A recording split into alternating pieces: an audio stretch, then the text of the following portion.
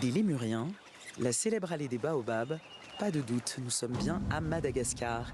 Et voici le premier personnage africain qui entre dans l'univers Tekken, le jeu de combat japonais de renommée mondiale. L'histoire de Miyarzou a commencé ici. Il y a 7 ans, Abraham cofonde l'association Tekken Madagascar pour réunir les passionnés et créer des tournois. Dans cette salle gérée par une société privée, les joueurs s'entraînent pour 1 € de l'heure par personne. C'est un peu le QG, la maison des joueurs de Tekken Mada. Tekken Madagascar compte désormais 500 membres et leur tournoi attire une centaine de joueurs chaque mois. Un dynamisme qui a poussé le célèbre concepteur japonais Katsuhiro Harada et le directeur de Tekken 8 à leur rendre visite l'an dernier sans révéler leur projet. Ils étaient venus pour nous et pour Miyarzou, pour créer le personnage, pour étudier la culture locale, pour voir. Et en fait, la petite anecdote, c'est qu'ils étaient très étonnés de voir à quel point les Malgaches, ils étaient mixés. Il n'y a pas de visage générique et ils étaient aussi étonnés par les cheveux qui étaient très divers.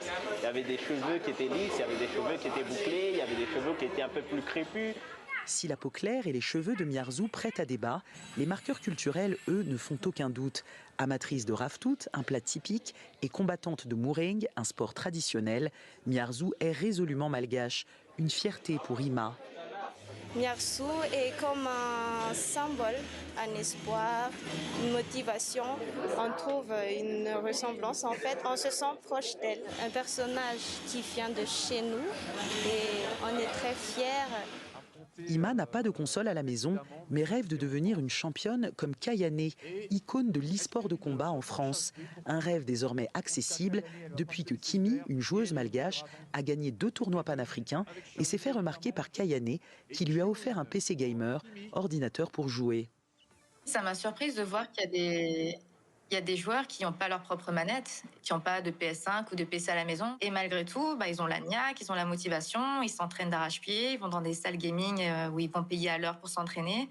Et la motivation et le niveau qu'ils ont n'a rien à envier finalement à des joueurs français comme moi. Pour encourager les talents féminins malgaches, Kayane paiera leurs frais d'inscription aux tournois locaux durant 1 an. Mais il reste des défis, capitaliser sur cette vitrine historique pour convaincre les sponsors et les institutions de développer l'e-sport à Madagascar. À ce jour, seul un joueur a pu participer à des tournois internationaux.